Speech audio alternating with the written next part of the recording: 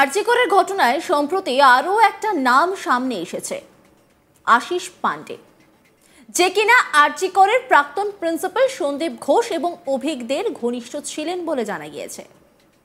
এবার সেই junior doctor Ashis পান্ডেকে গ্রেপ্তার করে সিবিআই।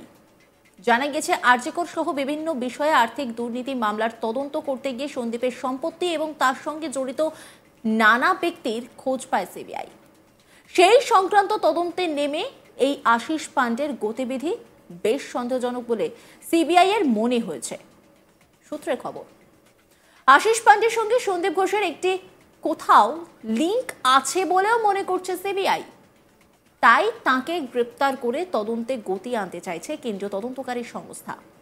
এই আশিস পান্ডে অভিকের ঘনিষ্ঠ এবং খুবই প্রভাবশালী বলে মনে করছে সিবিআই। অভয়াকাণ্ডের দিন এই আশিস পান্ডে সল্টলেকে একটি ঘর ভাড়া নিয়েছিল বলে জানতে পেরেছে সিবিআই। কিন্তু প্রশ্নটা হচ্ছে, কে এই আশিস পান্ডে, কি তার পরিচয়, তিনি ঠিক কি করতেন?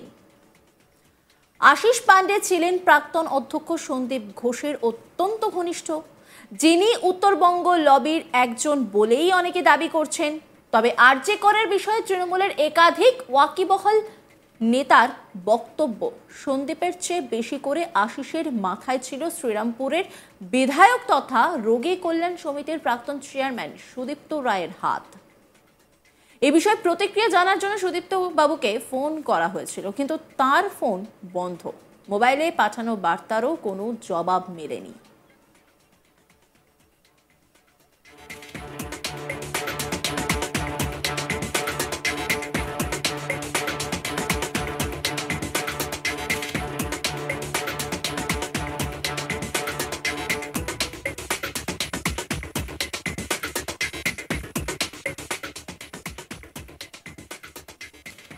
অভয়াকাণ্ডের সঙ্গে কোথাও গিয়ে যেন শাসক দলের এবার যোগসূত্র খুঁজে পাওয়া যাচ্ছে। কারণ আশিস পান্ডে তিনি তৃণমূলের ছাত্রনেতা, সন্দীপ ঘনিষ্ঠ হিসেবে বিশেষভাবে পরিচিত। এবার তাকেই গ্রেপ্তার করল সিবিআই। এবার সিবিআই এর জালে তিনি, তাকে জিজ্ঞাসাবাদ করা হবে। তার মাধ্যমে আরো অনেক সূত্র খুঁজে পাওয়া যেতে পারে বলেই মনে করা হচ্ছে। এই নিয়ে একটি রিপোর্ট তুলে ধরেছেন আমার কলিগ অনির্বাণ, দেখাবো আপনাদের।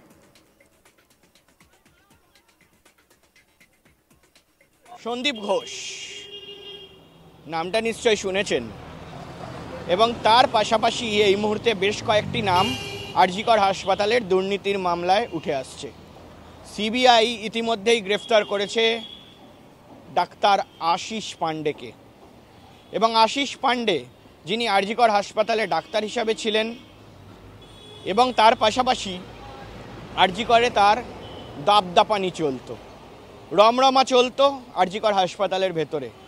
কে এই আশিস পান্ডে, কোথার থেকে এসছিলেন, কি করলেন, হঠাৎ করে অভয়াকাণ্ডের পর তার নাম উঠে এলো কেন, সেই বিষয় নিয়ে কিন্তু বিভিন্ন এই মুহূর্তে জল্পনা চলতে শুরু করে দিয়েছে।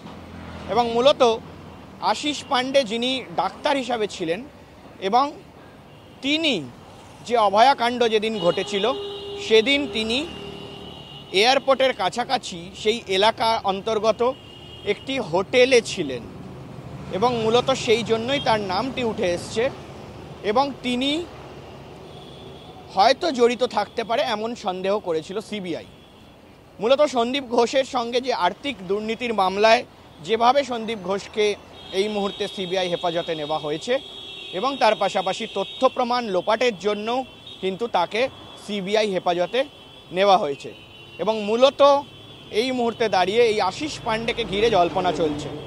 তবে সেই আশিস পান্ডে যিনি ডাক্তার হিসাবে ছিলেন, তিনি কিন্তু দিনের পর দিন একাধিক সময় তিনি তার বলা যেতে পারে যে রাজত্ব, সেই রাজত্ব চালিয়েছেন আরজি কর হাসপাতাল তথা আরজি কর হাসপাতালের হোস্টেলে।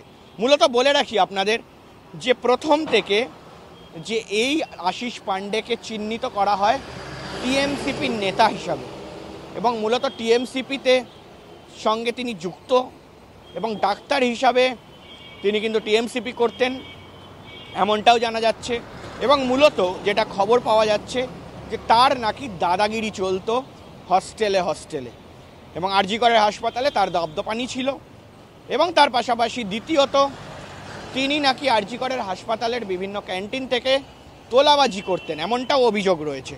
এবং তার পাশাপাশি ছাত্র ইউনিয়ন রুমের তালা ঝুলিয়ে দেওয়া, গুন্ডাগিরি করা, কোট আনকোট গুন্ডাগিরি করার মতো তালা ঝুলিয়ে দেওয়া, এবং তার পাশাপাশি বেআইনিভাবে কোয়ার্টারে হাউস স্টাফ বসানো, এবং তার পাশাপাশি কিন্তু আরজি কর হাসপাতাল চত্বরে স্টলের যে টেন্ডার দুর্নীতি তার সঙ্গেও তিনি যুক্ত ছিলেন, এমনটা খবর পাওয়া যাচ্ছে। এবং এই আশিস পাণ্ডে কিন্তু সন্দীপ ঘোষের অত্যন্ত ঘনিষ্ঠ, এবং কোথাও গিয়ে যে উত্তরবঙ্গ লবির কথা বারবার উঠে আসছে এই আরজি কর ঘটনার পর, ডাক্তারদের এই উত্তরবঙ্গের যে লবি, সেই লবির অন্যতম প্রভাবশালী আশিস পাণ্ডে।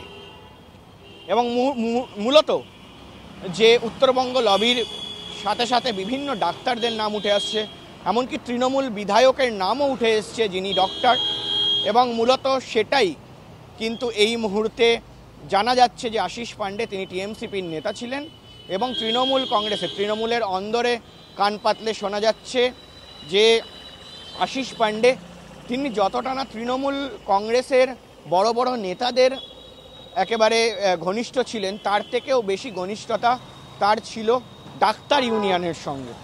এবং মূলত বিধায়ক, ডাক্তার এবং তার পাশাপাশি সন্দীপ ঘোষ প্রিন্সিপাল, তাদের সঙ্গে কিন্তু বেশ ঘনিষ্ঠতা ছিল, এবং সে কারণেই তার এত দপদপানি, তিনি এত বাড়াবাড়ি করেছেন।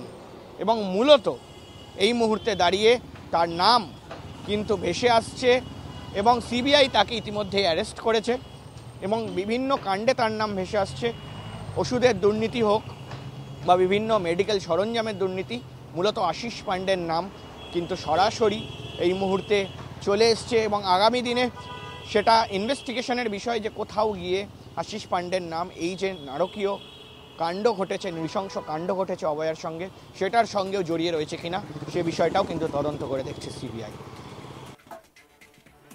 আরজি করের ঘটনায় সম্প্রতি আরও একটা নাম সামনে এসেছে, তা হলো আশিস পাণ্ডে, যে কিনা আরজি করের প্রাক্তন প্রিন্সিপাল সন্দীপ ঘোষ এবং অভিকদের ঘনিষ্ঠ ছিলেন বলে জানা গিয়েছে।